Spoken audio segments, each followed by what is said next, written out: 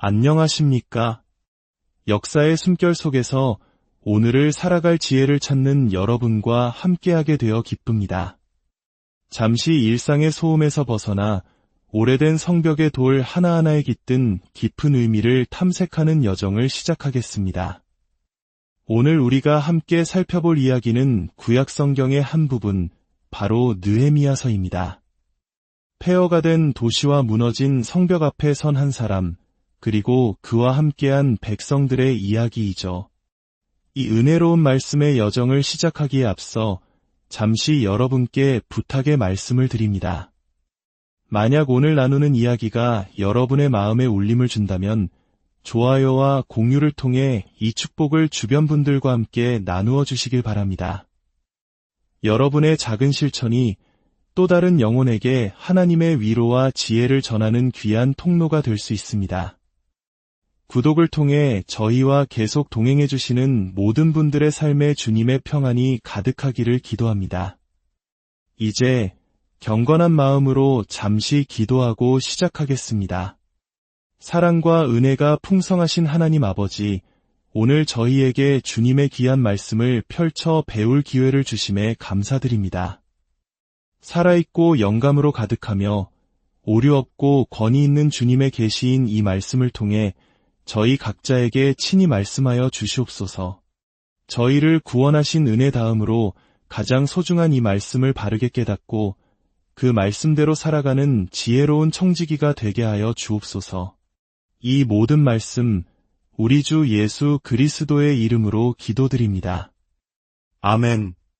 우리는 종종 느헤미야서와 같은 구약의 역사서를 읽을 때 그 안에서 현대적인 리더십의 원칙이나 효과적인 조직 관리 기법 같은 실용적인 교훈만을 찾으려 하는 경향이 있습니다. 예를 들어 오늘 우리가 살펴볼 느헤미야 3장은 수많은 이름들이 등장하며 각자 맡은 구역의 성벽을 재건하는 내용이 담겨 있습니다. 이를 보며 우리는 이것이 바로 위대한 과업을 분담하고 이임하는 효과적인 방법이구나라고 생각할 수 있습니다.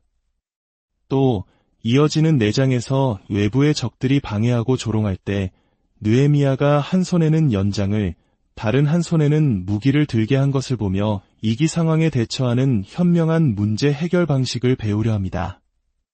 물론 이러한 교훈들도 의미가 있습니다. 하지만 만약 우리가 여기에만 머문다면 우리는 성경을 이솝우화처럼 대하는 얕은 수준에 머무르게 될 것입니다. 다윗과 골리앗 이야기에서 덩치가 크다고 항상 이기는 것은 아니다라는 교훈만 얻는 것처럼 말입니다.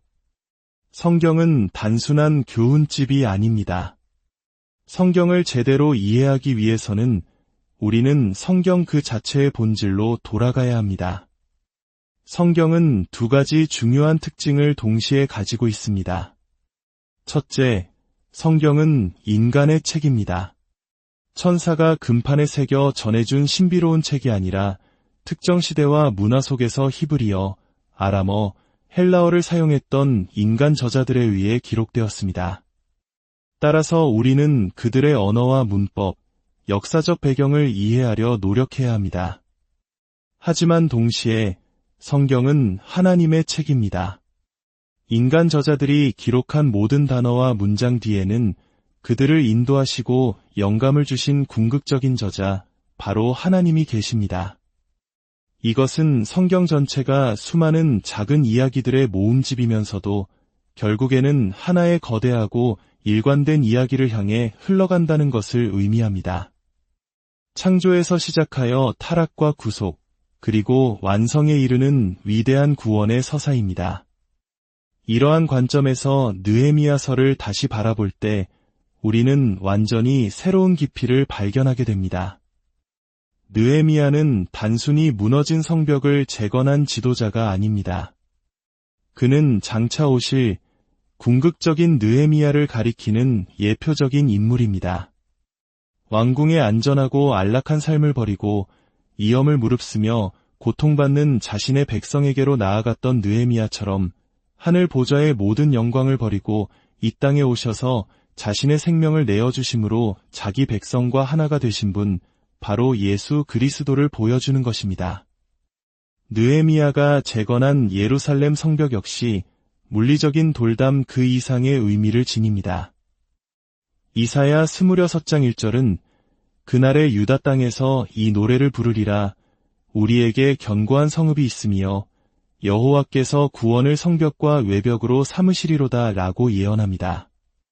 이는 문자 그대로의 성벽이 아닌 죄와 사망으로부터 우리를 영원히 보호할 구원의 성벽을 가진 영적인 도성, 하나님의 나라를 가리킵니다. 느헤미야의 이야기는 바로 이 궁극적인 하나님의 도성을 향한 긴 여정의 한 장면인 것입니다. 자, 이제 이 거대한 구속사의 흐름 속에서 느헤미야 3장의 의미를 살펴보겠습니다. 이 장을 펼치면 언뜻 보기에는 지루한 이름들의 나열처럼 보일 수 있습니다. 대제사장 엘리야십은 그의 형제 제사장들과 함께 양문을 건축했고 그 곁에서는 여리고 사람들이 건축했으며 또 그 곁에서는 임리의 아들 삭굴이 건축했다는 식의 기록이 끝없이 이어집니다. 많은 사람들이 이 부분을 건너뛰고 싶어 하지만 바로 여기에 놀라운 진리가 숨어 있습니다. 이 명단을 자세히 들여다보면 사회의 거의 모든 계층이 위대한 작업에 참여했음을 알 수 있습니다. 대제사장과 레위인 같은 성직자들뿐만 아니라 금장색, 향품 장수, 상인과 같은 평신도들이 함께 일했습니다. 높은 지위의 귀족들과 평범한 백성들, 그리고 심지어 살룸의 딸들과 같은 여성들까지 힘을 보탰습니다. 다양한 지역에서 온 사람들이 모두 동참했습니다. 그리고 이 모든 설명에서 가장 반복적으로 등장하는 표현이 무엇인지 아십니까? 바로 그 곁에서 그 다음은 이라는 구절입니다. 모든 사람이 각자 자신의 자리에서 바로 옆 사람과 어깨를 나란히 하고 함께 성벽을 쌓아 올린 것입니다. 이것은 더 이상 모세나 다윗과 같은 위대한 영웅 한 사람이 백성 전체를 이끌고 가는 시대가 아님을 보여줍니다. 하나님의 백성을 다시 세우는 사역은 이제 하나님의 백성 전체가 함께 감당해야 하는 모두의 사역임을 선포하고 있는 것입니다. 어쩌면 이 모습은 전쟁의 폐허 속에서 온 국민이 힘을 합쳐 한강의 기적을 이뤄냈던 우리 부모님 세대의 모습을 떠올리게 할지도 모릅니다.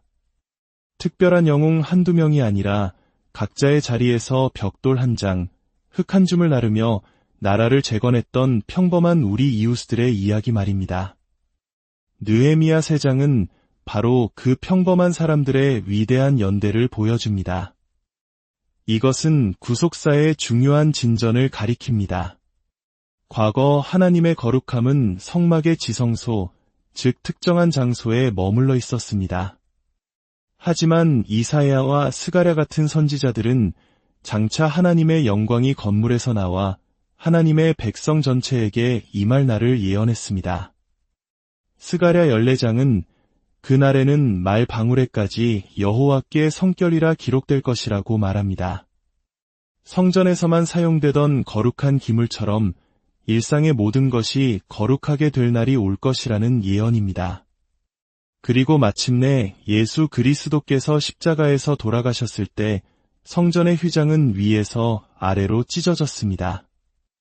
이제 하나님의 거룩한 임재, 성령께서는 더 이상 돌로 만든 건물에 거하지 않으시고 예수를 믿는 우리 각 사람과 우리 공동체 안에 거하십니다.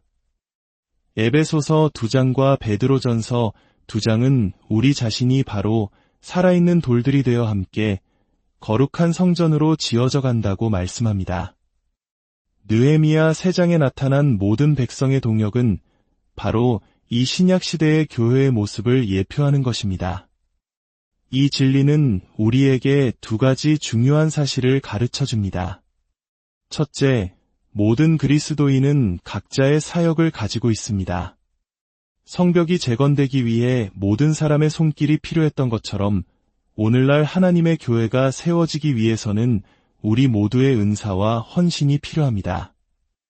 하나님께서 당신을 지금의 교회 공동체로 부르신 것은 결코 우연이 아닙니다. 당신만이 위로할 수 있는 사람, 당신만이 다가갈 수 있는 영혼, 당신만이 감당할 수 있는 사역이 있기 때문입니다. 가장 작은 지체라도 없어서는 안 될 소중한 존재입니다. 예수님께서는 세례 요한을 가리켜 여자가 낳은 자 중에 가장 큰 자라고 칭찬하시면서도 천국에서는 극히 작은 자라도 그보다 크니라고 말씀하셨습니다. 이는 복음의 비밀을 깨닫고 성령을 모신 우리가 얼마나 놀라운 영적 능력을 부여받은 존재인지를 보여주는 것입니다. 둘째, 우리는 그리스도 안에서 하나입니다. 느헤미야 3장에서 서로 다른 배경을 가진 사람들이 그 곁에서 함께 일했던 것처럼 교회는 세상의 모든 장벽을 허무는 공동체입니다. 영국의 위대한 설교가였던 마틴 로이드 존스 목사님의 일화가 생각납니다. 그는 원래 왕실 주치의의 길을 걷던 유망한 젊은 의사였습니다. 사회 최상류층의 길을 보장받은 그가 회심한 후 모든 것을 버리고 웨일스의 가난한 탄광촌 교회의 목사로 부임했습니다. 초기에 그는 종종 자신의 구원에 대한 확신이 흔들렸다고 합니다. 그때마다 사탄은 내가 정말 그리스도인인 줄 아느냐? 고 속삭였습니다. 그러던 어느 날 그는 사탄에게 이렇게 외쳤다고 합니다. 내가 너에게 묻겠다. 어째서 나는 런던의 내 동료 의사들과 의학에 대해 토론하는 것보다 이 웨일스의 가장 비천한 광부의 아내와 예수님에 대해 이야기하는 것을 더 기뻐하고 사랑하는 것이냐? 그가 깨달은 것은 이것이었습니다. 그리스도 안에서 그는 자신의 사회적 지위나 학력, 배경이 같은 사람들과 느끼는 유대감보다 훨씬 더 깊고 근원적인 유대감을 이름 없는 광부의 아내와 느끼고 있었던 것입니다. 우리의 정체성에는 여러 층이 있습니다. 한국인이라는 정체성, 어떤 직업을 가졌다는 정체성, 어떤 가정에서 자랐다는 정체성. 하지만 우리가 그리스도를 영접할 때 그리스도인이라는 정체성은 이 모든 것들 아래 가장 깊은 반석 위에 세워집니다. 이것이 우리의 가장 근본적인 정체성이 되기 때문에 우리는 인종과 계층, 국적을 넘어 모든 성도들과 진정한 형제, 자매가 될 수 있는 것입니다. 그 곁에서 함께 성벽을 쌓는 연대가 가능해지는 이유입니다. 이제 4장으로 넘어가 보겠습니다. 모두가 한마음으로 성벽을 재건하자 어김없이 방해가 찾아옵니다. 산발락과 도비아를 비롯한 대적들이 시기하여 조롱하기 시작합니다. 저 미약한 유다 사람들이 하는 일이 무엇인가? 여우가 올라가도 곧 무너지리라. 조롱이 통하지 않자 그들은 무력으로 위협하며 공격할 음모를 꾸밉니다. 외부의 위협과 내부의 피로감으로 인해 백성들의 사기는 떨어지기 시작합니다. 위기 앞에서 느헤미야가 어떻게 반응했는지 주목해 보십시오. 9절은 이렇게 기록합니다. 우리가 우리 하나님께 기도하며 그들로 말미암아 파수꾼을 두어 주야로 방비하는데 기도하며 동시에 파수꾼을 두었다. 이것이 바로 성경 전체를 관통하는 위대한 진리, 하나님의 주권과 인간의 책임 사이의 신비로운 조화를 보여줍니다. 우리는 종종 둘 중 하나를 선택하려 합니다. 하나님께서 지켜주실 것이니 아무것도 할 필요 없어라고 생각하거나 내 힘으로 모든 것을 해결해야 해라며 불안해합니다. 그러나 느헤미야는 둘 다 붙잡았습니다. 그는 전적으로 하나님을 의지하며 기도했지만 동시에 자신이 할 수 있는 최선을 다해 파수꾼을 세우고 방비했습니다. 사도행전 27장에서 바울이 탔던 배의 이야기는 이 진리를 더욱 분명하게 보여줍니다. 거센 풍랑 속에서 배가 파선할 위기에 처했을 때 천사가 바울에게 나타나 배는 잃겠지만 한 사람도 생명을 잃지 않을 것이라고 약속합니다. 하나님의 약속이 선포된 것입니다. 그러나 잠시 후 선원들이 몰래 거룻배를 타고 도망치려 하자 바울은 백부장에게 달려가 이 사람들이 배에 있지 아니하면 너희가 구원을 얻지 못하리라고 외칩니다. 이상하지 않습니까? 하나님께서 모두가 살 것이라고 약속하셨는데 왜 선원들이 도망치면 모두가 죽는다고 말하는 걸까요? 이것이 바로 신비입니다. 하나님께서는 당신의 주권적인 계획을 우리의 책임 있는 순종과 행동을 통해 이루어 가십니다. 하나님께서 모든 것을 주관하시지만 바로 그렇기 때문에 우리의 선택과 행동 하나하나가 무겁고 중요합니다. 이 두 진리가 가장 극적으로 만나는 곳이 바로 십자가입니다. 베드로는 설교에서 그가 하나님께서 정하신 뜻과 미리 아신 대로 내준 바 되었거늘 너희가 법 없는 자들의 손을 빌려 못 박아 죽였다고 선포합니다. 예수님의 죽음은 하나님의 완벽한 계획이었지만 동시에 그를 십자가에 못 박은 자들의 죄악된 책임은 조금도 가벼워지지 않았습니다. 이 진리는 우리에게 놀라운 평안과 용기를 줍니다. 아무리 상황이 절망적이어도 모든 것을 합력하여 선을 이루시는 하나님의 주권을 신뢰할 수 있습니다. 동시에 우리가 무기력하게 주저앉아 있어서는 안 되며 우리의 기도와 행동이 하나님의 나라에서 중요하게 사용된다는 책임감을 갖게 합니다.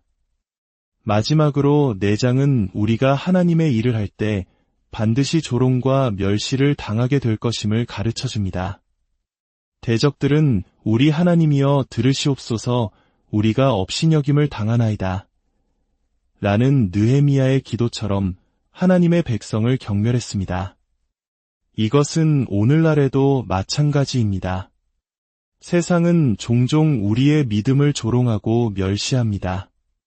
이러한 멸시를 당할 때 우리는 어떻게 반응해야 할까요?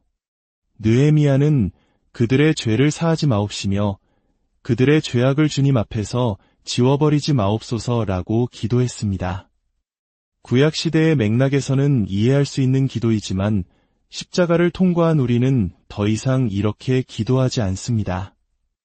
왜냐하면 우리 주 예수 그리스도께서 우리를 대신하여 궁극적인 멸시와 조롱, 그리고 버림받음을 당하셨기 때문입니다.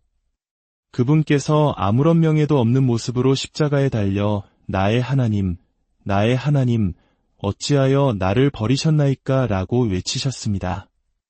그분이 우리의 모든 수치를 짊어지셨기에 우리는 영원히 하나님의 자녀라는 존귀한 이름을 얻게 되었습니다. 우리의 진정한 명예는 하늘에 기록되어 있으며 세상 누구도 그것을 빼앗을 수 없습니다. 그러므로 우리가 세상으로부터 멸시와 조롱을 당할 때 우리는 복수심에 불타는 대신 우리를 위해 십자가를 지신 주님을 바라보아야 합니다. 그분의 희생을 기억할 때 우리는 상처 입은 자존심을 내려놓고 오히려 우리를 핍박하는 자들을 위해 기도하고 사랑할 수 있는 힘을 얻게 됩니다. 주님께서 우리를 위해 당하신 고난에 비하면 우리가 겪는 어려움은 잠깐 스쳐가는 것일 뿐입니다. 오늘 우리는 느헤미야의 무너진 성벽 앞에서 하나님의 위대한 구원의 이야기를 발견했습니다. 그 이야기는 우리 모두가 사역자이며 그리스도 안에서 하나 된 공동체임을 알려줍니다. 또한 우리가 하나님의 주권을 신뢰하며 책임감 있게 살아가야 함을 가르쳐줍니다. 그리고 마침내 세상의 어떤 조롱과 멸시 속에서도 십자가의 은혜로 인해 흔들리지 않는 견고한 구원의 성벽 안에 우리가 있음을 확신하게 합니다. 오늘 느헤미야의 말씀을 통해 폐허 속에서 희망을 건설했던 하나님의 사람들의 이야기가 오늘을 살아가는 당신의 삶에 새로운 용기와 소망이 되기를 기도합니다. 주님의 평안이 당신과 함께